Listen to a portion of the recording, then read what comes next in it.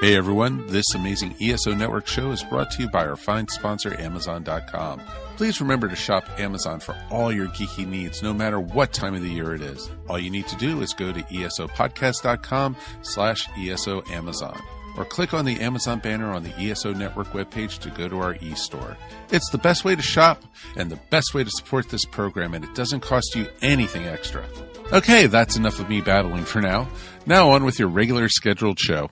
Hey, it's Rick and Sherry from the Life in a Kilt podcast. If you are a kilt wearer, a kilt lover, or simply like to gawk, come hang out with us every week on Life in a Kilt podcast. We discuss kilt life, regular life, and everything in between and underneath. We've got humor, interviews, sketch comedy, pop culture, beer reviews, even indie music, and we discuss it each week in a way that only we can. Well, only the way I can. Oh, hush, I discuss it so much better than you. Whatever. Anyway, discover the joys of kilt life without ever leaving the comfort of your own headphones. Kilts aren't required, but if you've got one, feel free to buckle up. That's the Life in a Kilt podcast with Rick and Sherry every week on the ESO Network.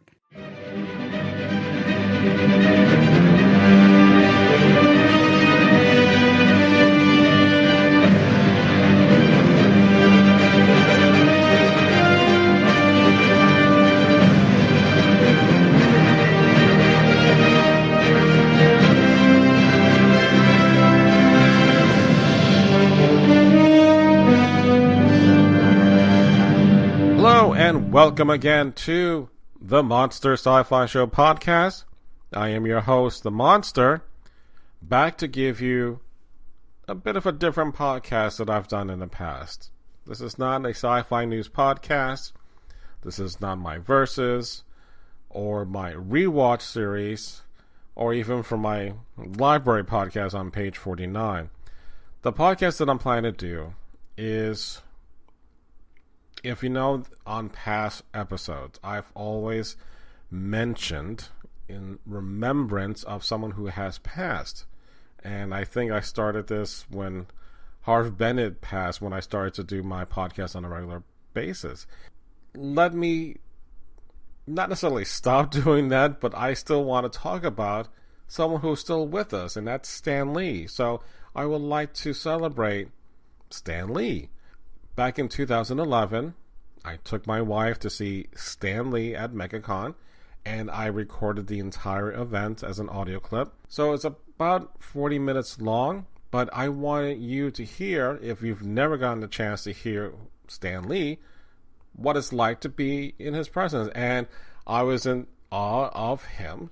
And even though it was just more of a question and answer situation, he's been around in our lives for such a long time. And considering what has been happening since the events of Charlottesville, on my birthday on August 15th, someone had posted a picture of an old Stan soapbox, and basically Stan's soapbox was in the back of the magazine, in which it's his little editorial space, which he would comment on things that he had to say or respond to one of the fans who wrote in. So this is what it says in the soapbox. And I'm not going to do a Stan Lee voice. I can't do that kind of imitation, but this is what it says. Let's lay it right on the line. Bigotry and racism are among the deadliest social ills plaguing the world today. But unlike a team of costume supervillains, they can't be halted with a punch in the snoot or a zap from a ray gun. The only way to destroy them is to expose them, to reveal them for the insidious evils they really are. The bigot is an unreasoning hater, one who hates blindly, fanatically, indiscriminately. If his hang-ups is black men, he hates all black men. If a redhead once offended him, he hates all redheads. If some foreigner beat him to a job, he's down for all foreigners.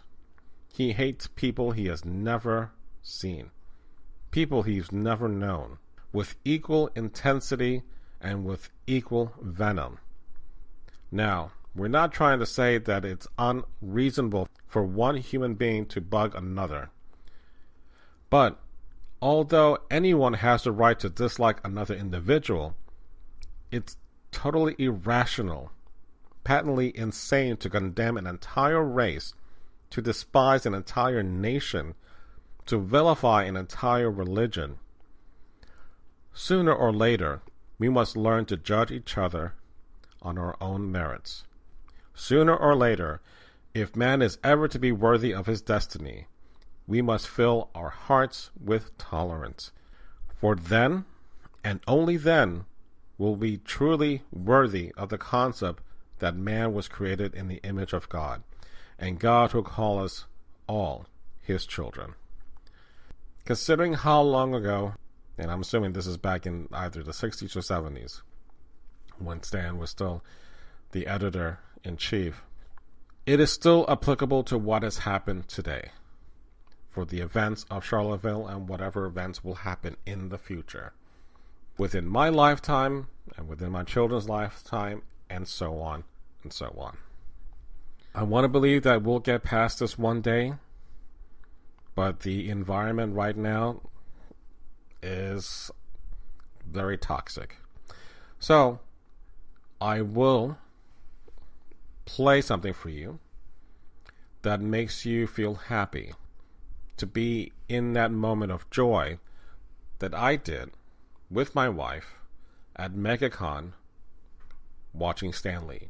And again, it's something more than just questions and answers that he took from the audience, but it was enjoyable. And life really is about being in those moments. That's what I want to do. I want to celebrate Stan Lee by allowing you to listen to Stan Lee himself. So again, it's a different podcast. I'm not remembering, sort of. He is still with us. But the fact that he has such an influence on the comics today is amazing and astounding. And I'm not going to get into the details about who really created certain superheroes. Stan Lee is a very influential person. Let history decide where that lies as far as the heroes that he helped create. So this is not that kind of podcast. I'm going to leave it right here. And as I'm going to sign out right now, remember, you can always email me at monsterscifishow@gmail.com. You can find me on the various social networks. So again, thank you very much for listening to me and to the Monster Sci-Fi Show podcast. Remember, it's sci-fi from a certain point of view. And here's Stan Lee. Thank you, culture lovers. I have no idea why I'm here. You probably don't either.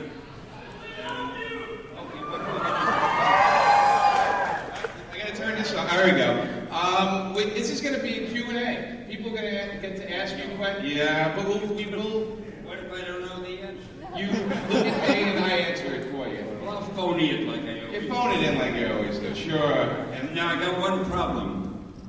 I know when you look at me, I seem like the most perfect human being you've ever seen. However, I don't hear as well as I used to, so I won't hear your questions. So Jimmy will repeat them to me. So it'll take a second. Bear with us. In fact, if I can't hear Jimmy, we're in big trouble. All right. Take it away. Okay, so what we're gonna do is, you guys, I hope you came armed with questions, and I want you to put your hands up. By pointing, I'll point out some weird characteristics of you so the girl can run over with the microphone. And when the microphone gets to you, speak as clear as you can. And Stan will try his best. Those are more instructions than when they launched the space shuttle. Are you making notes? It usually works, though. So I'm going to start with questions. Let's go right to the front, right in the corner here. Stand up, and here she comes. Thank you. First off, Stan, thank you so much for coming to Florida, coming to MegaCon. Well, you're very welcome. Thanks for having me. I finally found a place to take me away from that freezing weather in Los Angeles. My question for you is, what is your writing thought process like Do you have a set time where you sit down and you write, or do you just wait for the big idea to come and then just start jotting it down? I heard a few words. What do I do in my spare time? We don't want to talk about that. So what's your process in the day? Do you get up in the morning and work? I better get up in the morning. I hope I get up in the morning. But what's the process when you work? I have a new company called POW Entertainment, P-O-W. Now, you probably all have suspected that the word POW stands for Purveyors of Wonder. And we work on movies, television, video games, anything that publishing. So I go to the office in the morning. I work with a guy named Gil Champion, who's my partner, my business partner. And he tells me what to worry about. He'll say, Stan, I need an outline for this. They're waiting at the studio, or when you edit the script, or come on, we got to go to a meeting at the agency. So I never know what the day will bring, but it's really a lot of fun working on a lot of different projects. And we have a little involvement with the Walt Disney Company. They bought a small piece of our company, so a couple times a week I have to run over to Disney in Burbank. We're in Beverly Hills. To go to Burbank, you got to drive for 3/4 of an hour over the hill. And I guess I'm not as influential as I thought. I'm trying to get Disney to move their whole operation to Beverly Hills to make it easy for me, but you can't reason with some people.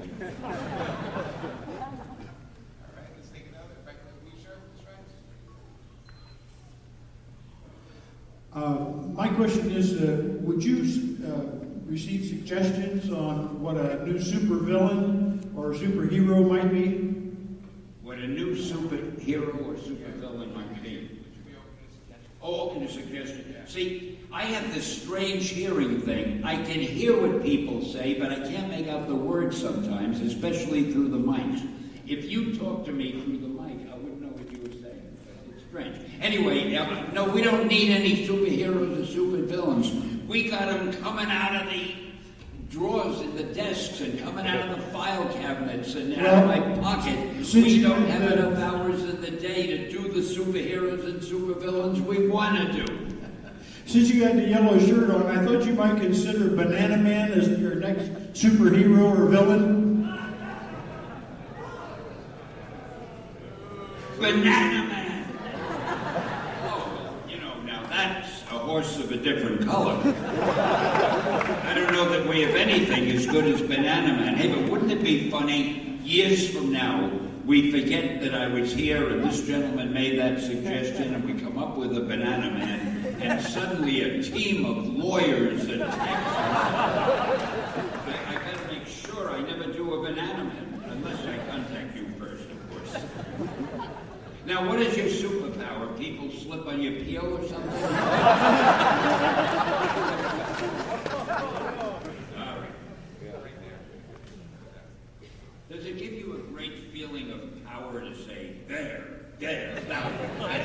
Being next to you, I'm almost like, I have radiation. I'm going to go out and have some superpower. And then another lawyer on account of your radiation. Out of all the characters that you've created over the years, you have some type of sense of ownership of. As things evolve, times evolve, and artists have changed, or writers have changed, and they've taken your characters in different directions. What's the one time somebody did something to one of your characters that you just went, man, I wish they never did that? I heard of all the characters I created, and I couldn't get the rest. What would you say? You wish they never did that, or wish they did? Yeah, that you just couldn't. You wish they never went in that direction. You wish you went in that direction. No, you wish that they never went in that direction. Okay, so out of all the characters you've created over the years, where other people did them after you, is there any character you wish that they didn't go in that direction? Oh. Well, it was probably a good thing that he did it, but I was a little sorry that Conway killed Gwen Stacy in Spider-Man. And other than that, no, I think the guys have been doing a wonderful job. And a lot better probably than I would. I mean, I never would have thought of Wolverine, and that's one of the great characters that we have. And Deadpool is really good. So it's probably a good thing I'm out of there. Who knows what they'll come up with next? Okay, we're going to go to the gentleman right there. I'm not really out of there. place for them. Hi Stan, I've come over from the UK to meet you, kind of childhood hero of mine.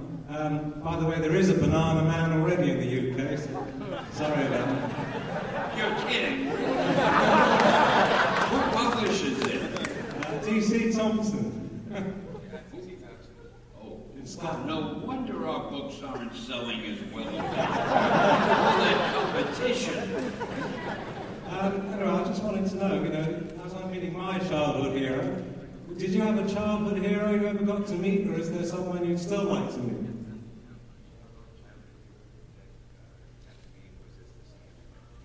Well, my childhood hero, when I was a kid, was an actor called Errol Flynn. To me, he was just the greatest. I mean, he was Captain Blood, and he was the mayor of Dodge City, and he was Robin Hood, and oh man, I mean, and he always had that cheerful little smile, and he could beat up anybody.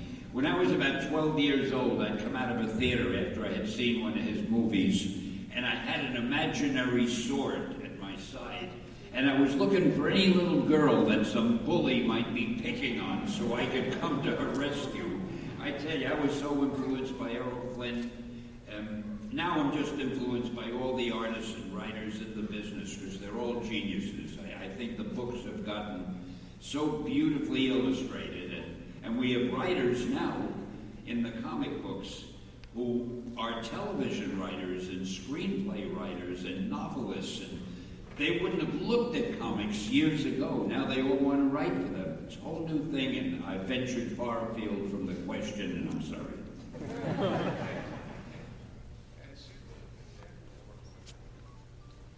Hi, big fan of your work. Just a quick question. What of all the films that you've appeared in is your favorite that you've worked on? One more time.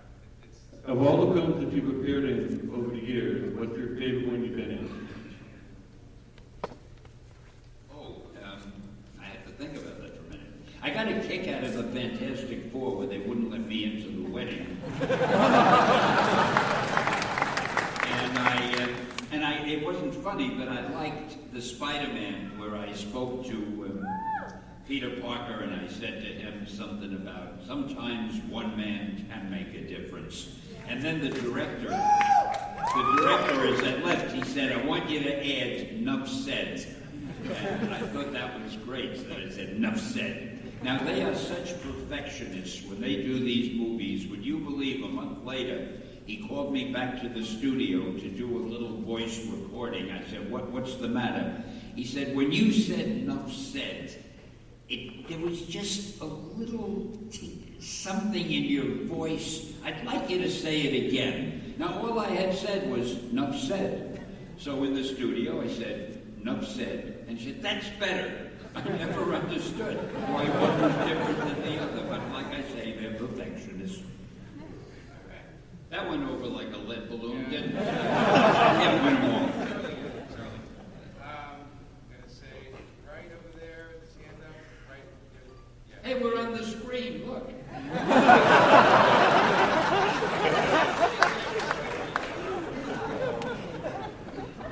They're having all the fun. All I can see are empty faces in the darkness.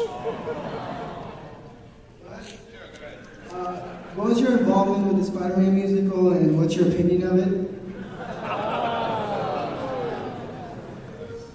I was in New York one day, and I went to see the rehearsal. And I got to tell you, the rehearsal, I only saw about 20 minutes of it. It looked wonderful. There were no accidents when I was there.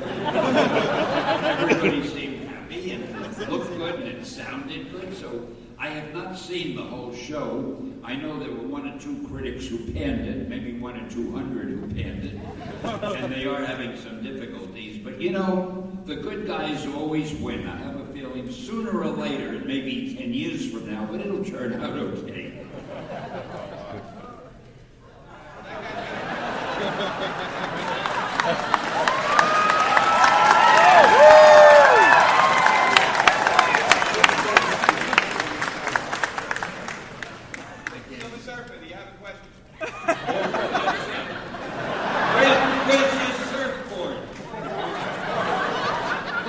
Walk up, fly up.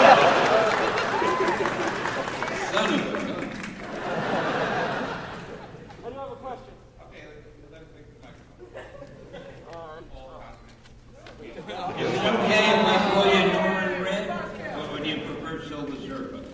Either one is fine. I actually have a Silver Surfer question. The Silver Surfer is Marvel's most noble, poignant, and some would say tragic characters. When you originally created him, did you have in mind that he would become a hero like this, or was he simply the herald of Galactus who took on a life of his own?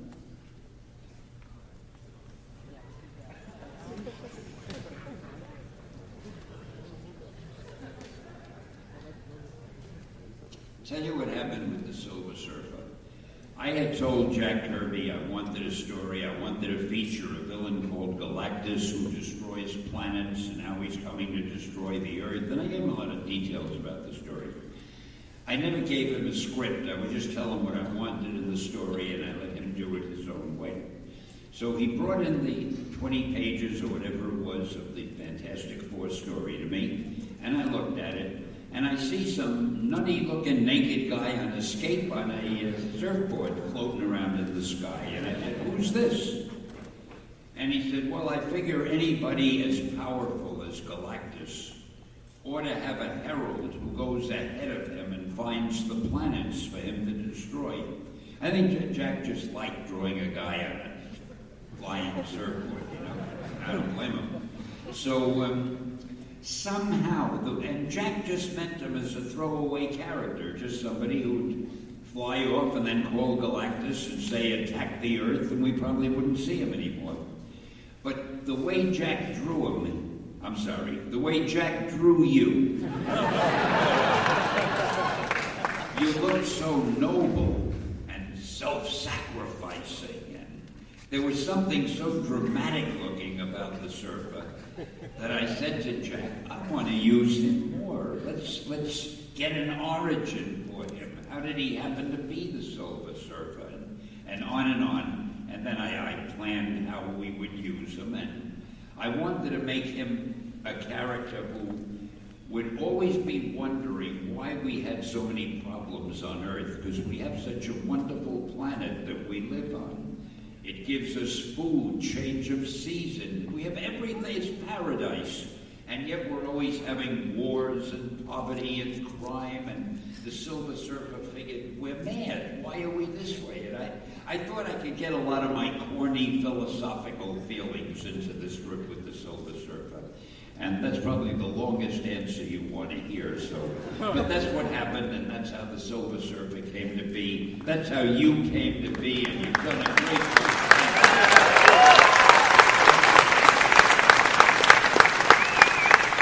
Don't go finding any more planets for him. Just tend to your own business.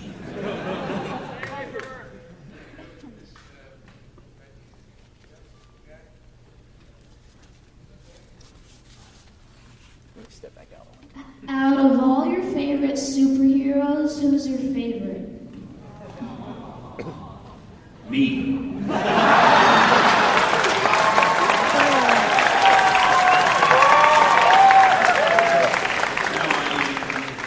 don't have a favorite. It's like asking a parent who's his favorite child. You know, I love them all, and I have to confess something. I'm my biggest fan. And when I think of these characters that I had a hand in creating, I can't get over it. I love them, and so they're all my favorites, really. I have to love them. I mean, if not for them, I wouldn't be standing here talking to you. Testing.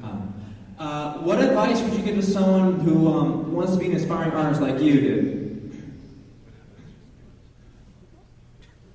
Draw good. That's it? Well, I don't know. It's easier if you're a really fantastically great artist to get into the comic book business than if you're a writer. I don't know what the hell to tell a writer, because it's really hard. For a writer, you almost have to be published elsewhere. You have to have had novels published, or scripts or screenplays or something, and then you take them to the editor and you say, "Look who I am, look how good I am, I want to try writing comics." But if you're a guy with no experience, it's very hard. But for an artist, it's different. You see, you can't just look at the type pages of a script and see if a guy can write well. And no editor has time to read a whole script that you might have done. But an art director can look at a page of artwork, and in 2 seconds, he can tell whether you're a really great artist, the type that he wants, or you're not. So that's why I say draw good. If you could draw as well as some of the really good artists working in comics, and you show an art director or an editor your artwork, he might very well give you something to do, because they're always looking for the new great artists. And there are no secrets, there's no inside information I can give you. Just pick an artist that you think is the best in the business and see if you can do some artwork that's as good or better than his. And then you have a fighting chance. Did I say that right? Because you're an artist and he's a good one. Thank you, and you are indeed the man.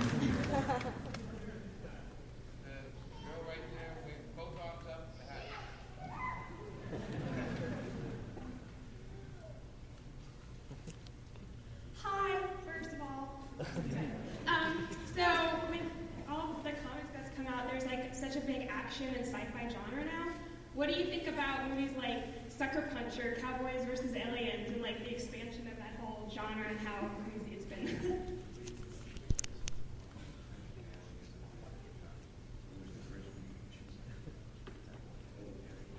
Well, I haven't seen Cowboys and Aliens. Frankly, I haven't seen Sucker Punch yet. But I've seen a lot of others. I saw Kick-Ass. I got a kick out of it. I love anything that's different, you know, any kind of movie or story that has a different angle. Cowboys and Aliens, I can't wait to see it because I've heard about it. I heard about the comic book when it came out years ago, and I heard they were working on the movie, so I'm eager to see it. Usually I don't watch too many movies because I'm too busy working all the time. I try to watch our own Marvel's movies, of course, and Pow has a few movies that I'm not allowed to talk about yet, but they'll be coming out in the next year or two. At the next convention, I'll be able to tell you all about them. The chances are I'll see them. But I think the toughest thing today is to come out with any kind of a movie that has a different angle, because it's like everything's been done. So the best you can hope for is something that's similar to something else, but it's done in a different way or a better way. And everybody is looking for, it's funny with the movie studios and the television networks, everybody is looking for the next different thing, but they're afraid to buy the next different thing, because if it's different, it may not work, and they don't want to get blamed if it doesn't work. And that's why so many things come out that is similar to other things, but just told from a little different point of view. And if you want to hear any more, we'll be giving a class in comics and in movies and television someday in the future. You could all enroll. Thank you so much.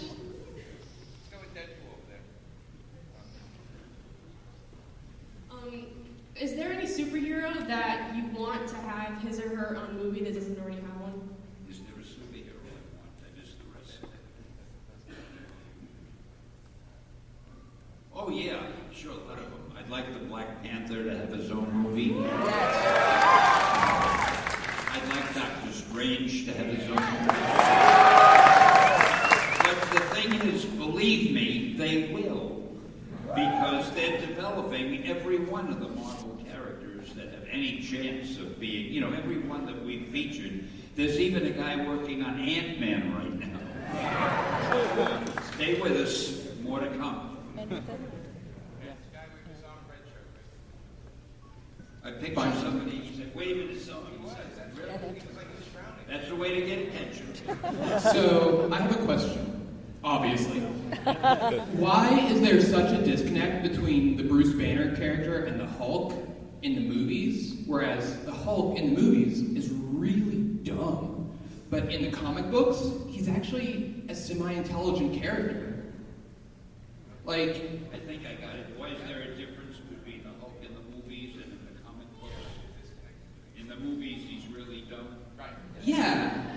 Like, I can hear clearly. I want that man around over there. It's something that I have thought about a lot myself. There are two things that would change drastically from the movies to from the comic books to the movies. One was the Hulk. As you may remember, in the comic book series, and even the way Kirby and I first did the Hulk, he was about 7 feet tall, I'd say, and very strong.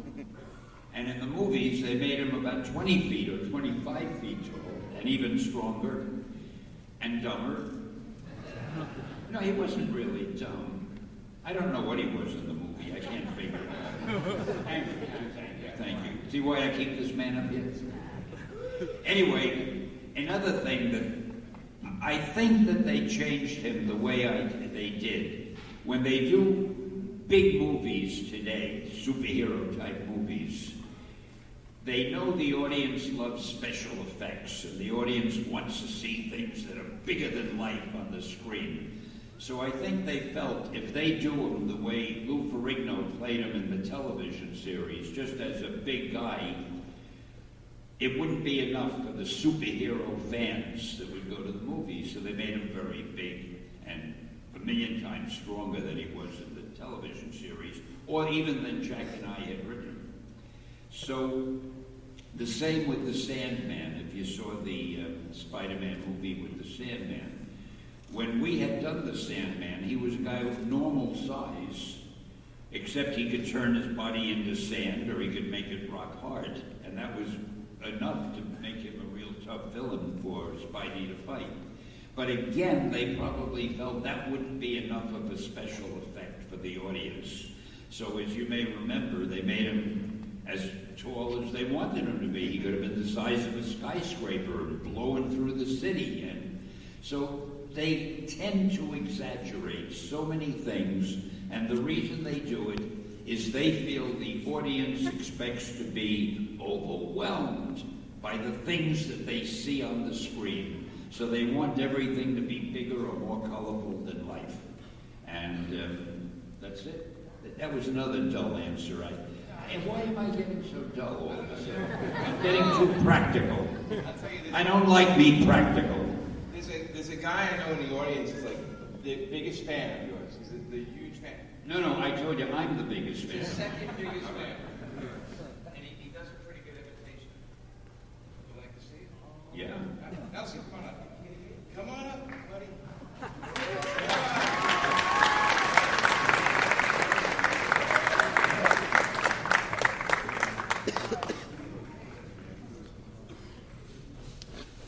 My God, it's like looking in the mirror. Stanley, everybody.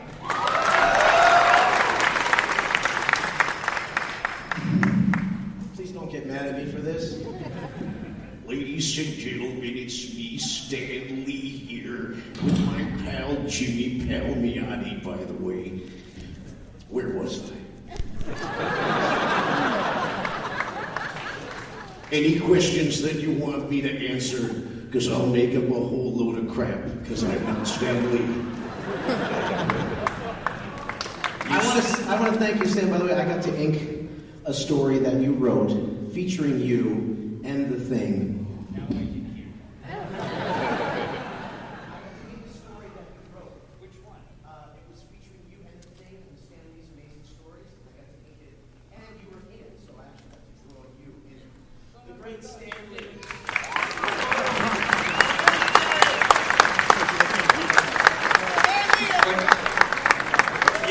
I'm such a big fan of myself. I realized when I heard him imitating me how wonderful I am and how great I sound.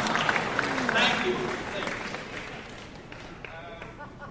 You mean there's more? Yeah, there's more. Girls jumping up and down, waving around like she's drowning. Hi, Stan. My question is, the difference between comics when you did them and the comics today, and how do you feel that they're being drawn and how the stories are being reenacted today compared to when you did them? Gee, I don't know. I'll be honest with you. I really don't have a chance to read comics today. All I do is thumb through them. they send me the new ones at Marvel, and there's so many of them. So I just look to see what the artwork looks like. So to me, the main difference is in the artwork.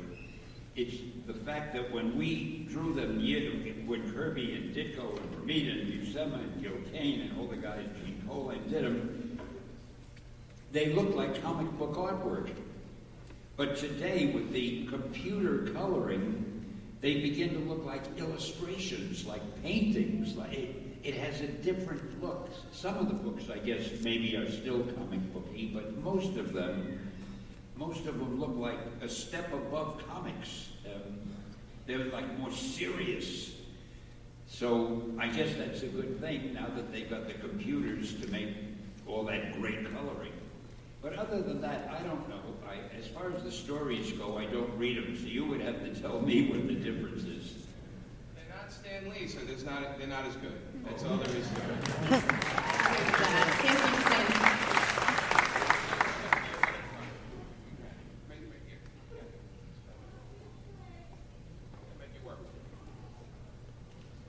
He says right here, and the person right here. Hello, Generalissimo. My question is, if back when you were creating comic books, back when you were writing, the Comics Code Authority was pretty much irrelevant as it is today, were there any storylines that you would have done that you wouldn't have gotten? All I can make out is, were there any something? You were writing, went back then you had the comic. Yeah. But you didn't have the comic book back then. You would write comic books.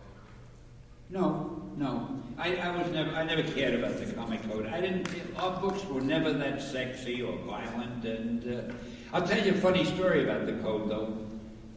Although you may not think it's funny, and then I'll really die on stage. Well, let me try it and see what happens. I was working on a Western called Kid Cold Outlaw. A guy named Jack Heller drew it. And typical Western stories in those days, there was one panel on one page where Kid Cold was holding a gun, and he shot a gun, a little six-shooter, and you didn't see anything. It was a close-up of his hand and the gun. Now, I want you to picture this. His hand is like that, holding the trigger. There's a big puff of smoke coming out of the gun barrel, and a straight horizontal line indicating the trajectory of the bullet. That's all that the drawing showed. The hand pulling the trigger, the puff of smoke, and the trajectory of the bullet. That was the panel. So we sent the whole book to the Comic Code, and they sent back a note. That panel had to be redrawn. It was objectionable. So I figured, I'm dreaming. It's a joke. And I called them, and I said, how could that panel be objectionable? You don't see anybody getting hit by the bullet? It's nothing. It's just a puff of smoke and the trajectory of the bullet. And this is the answer that they gave me, and I swear they were deadly serious. The puff of smoke is too big. You'll be happy to know that for the sake of our readers, I made that puff of smoke a little smaller. And they approved it. Instead of the puff of smoke being like that, it was like that. Perfectly fine. That was the comic code we were dealing with.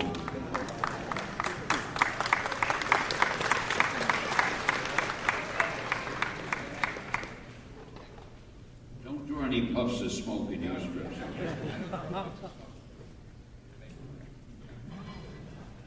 Hi, Mr. Lee. Nice to see you. My question is, did you always want to get into comic books, or what did you want to do before comic books? Did I always want to do comics? I wanted to be everything. When I was a kid and I saw Errol Flynn on the screen, I wanted to be an actor. When I would hear commercials on the radio, I wanted to be in advertising. I always wanted to write commercials. When I read books, I wanted to be a novelist or write. I never knew about comics. When I was a kid, I read regular books. So I wanted to be a writer, an actor, an advertising man. Then I saw a movie about a lawyer, and he was making a his speech in front of the jury, and he was so impassioned, and the girl, his girlfriend, was listening to him, and she was so impressed and so obviously in love with him because of the passion of his words. I decided I wanted to be a lawyer. Whatever I saw that looked good to me, I wanted to be. The only thing I never thought of being or doing was being in the comic book business. It never occurred to me. And the only comics they had then were really reprints of newspaper comic strips. Like you could buy a comic book of Popeye or Dick Tracy, but there were no superhero comics when I was a kid. So naturally, as fate would have it, the one thing I ended up doing was the one thing I never wanted to do or even thought about doing. So you never know.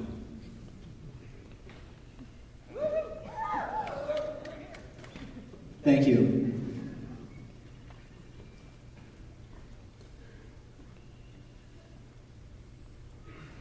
Hi, you mentioned several artists earlier. So how would you describe, say, a Kirby, Ditko, Romita style, and just those three? How would you describe their art? I heard that. Now, I figured out what's wrong with my hearing.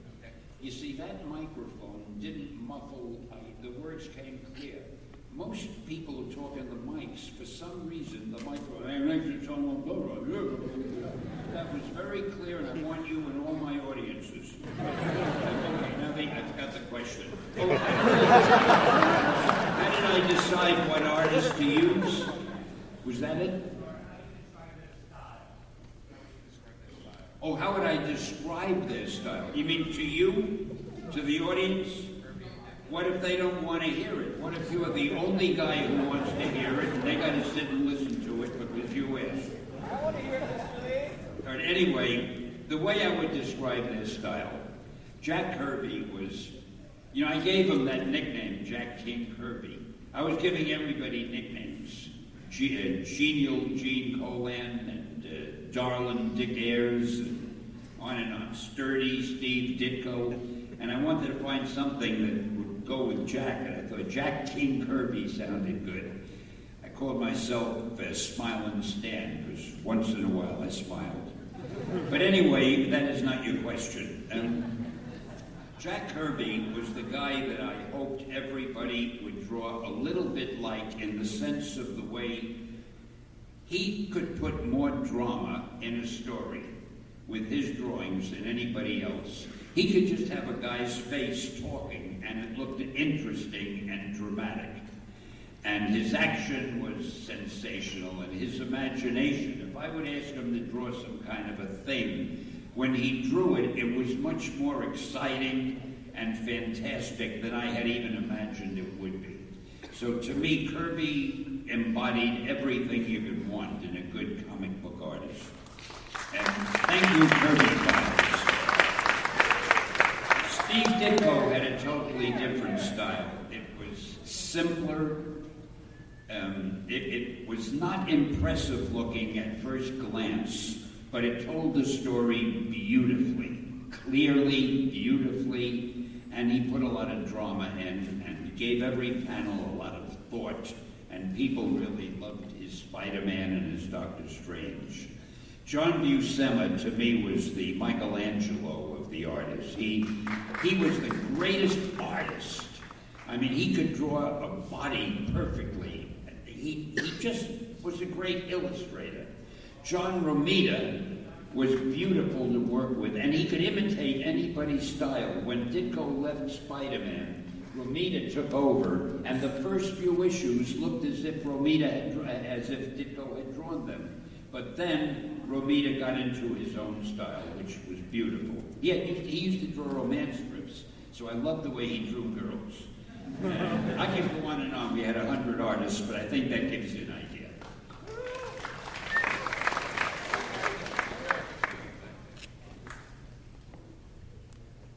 Oh, wait till you see my cameo in Captain America.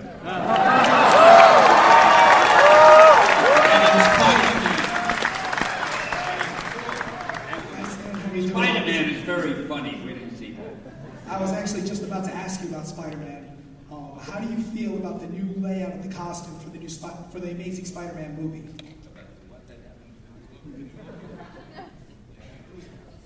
You know, believe it or not, I don't even know about it. I haven't seen it. I know there is a new look, but I have not seen it.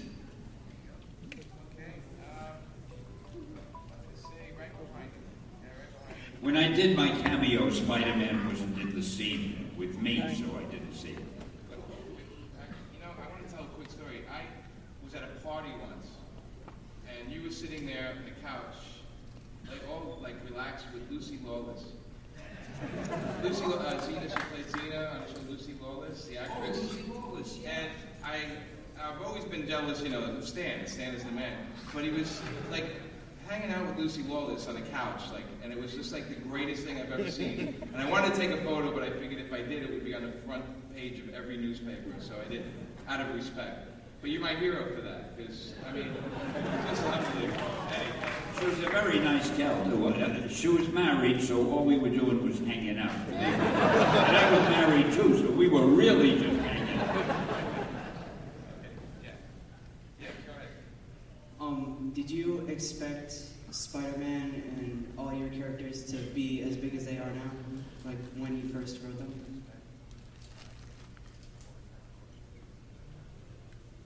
Oh, no. Nobody expected it. I and the artists and the writers, we just hoped that the books would sell month after month so we would keep our jobs and be able to pay the rent. It never occurred to us that someday we'd have these characters on the screen and they'd be the biggest goddamn characters in the world. And we'd be invited to bore you people in sessions like this. We would have laughed. It would have been a fairy tale if anybody had told us what would happen years later. Okay, we're going to go back further to the guy standing there with that weird shirt. Jeez, not only don't I Hello. hear well, I don't see well. I can't see anything. I was interested to see what crossover with another company are you most interested in?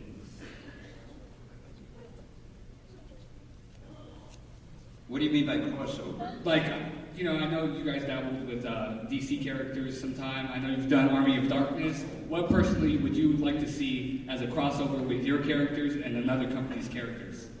Well, again, I'm not that familiar with what other companies are doing now because I don't really read the comics anymore. The only company I know of, and I don't read their books, but I know their characters, and that's DC. So it would have to be a D. Oh, wait a minute, and then there's Boom. I'm doing a few new books with Boom, so I know about Boom. I don't know if you've seen them, but they're out now.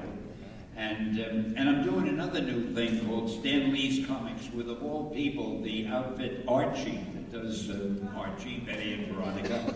But they wanted to do a superhero thing, and they called me, and I couldn't resist the chance to make up some new superheroes. So we have something called the Mighty Seven.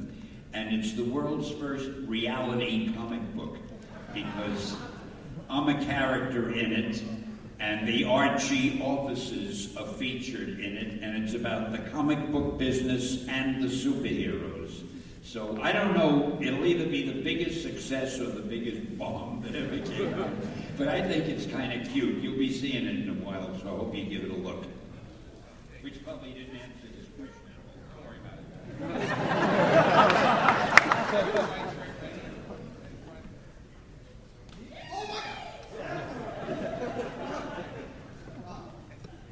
Hi. Sorry. Question. You kind of answered this. I'm guessing you don't approve of all things that come your way, like the new Spider-Man movie. You said you didn't see the outfit and stuff.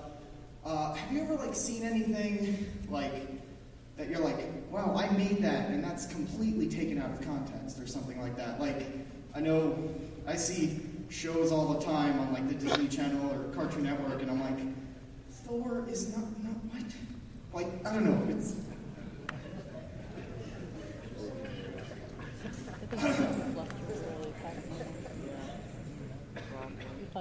Well, a couple of times.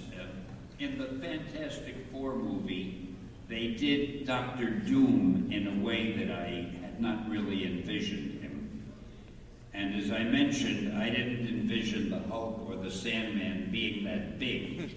But aside from that, I mean, I think that Marvel has been very faithful to the comics in the movies they've done. More faithful than I would have guessed they would have been able to be. And so, no, I have no problems with the movies. I love them. And I think most of the people love them. And wait till you see the new ones.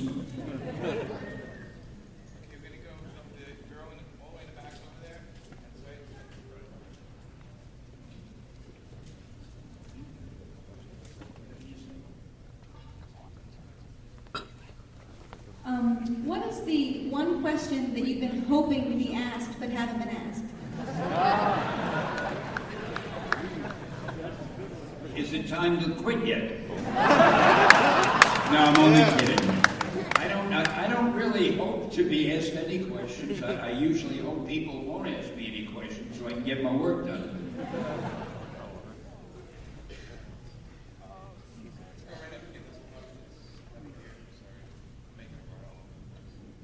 Oh, there's somebody running now with a microphone?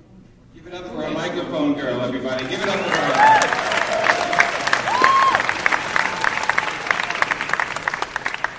I'm sorry, what's your name? Lauren. What's that? Lauren. Lauren, give it up.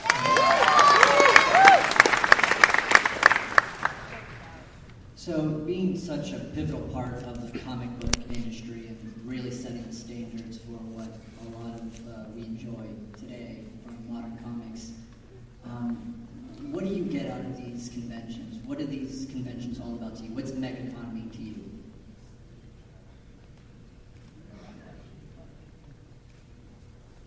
Well, that's a good question. It means a lot to me. I love to see the enthusiasm on the part of the fans because it means that some of the work that I had a hand in doing was well received. I love to see how the comic book business that I spent so many years in has become so important to so many people and how it's branched out into the movies and television and video games, and the enthusiasm of the fans that you catch when you come to a convention is such a beautiful thing, and that I just keep wanting to come. And I don't have that much time, but whenever I can, I love coming here. I love talking to people like you. I love seeing how interested you are. And in today's world, with so many rotten things taking place, it's nice to know there's something that can bring people together that they enjoy, and they enjoy talking about and dealing with. And so it's just a good feeling, that's all. Some people take vacations. I go to comic book cons.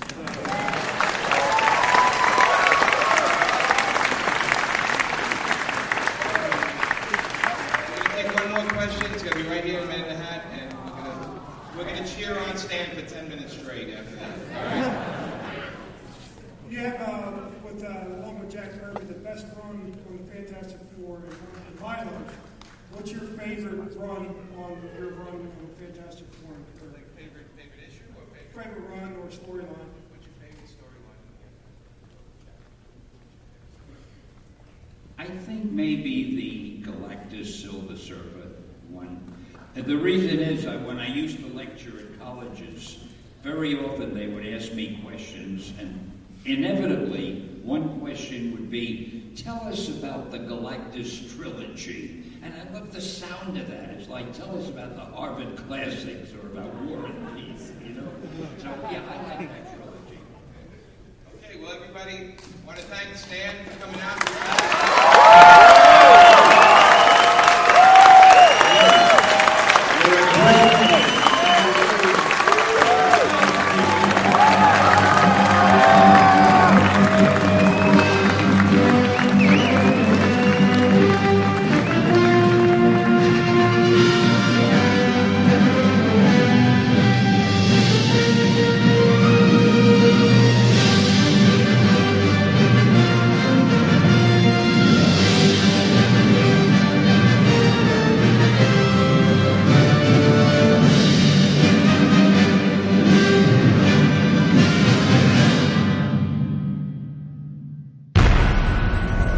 This has been a broadcast of the ESO Network, your station for all things geek.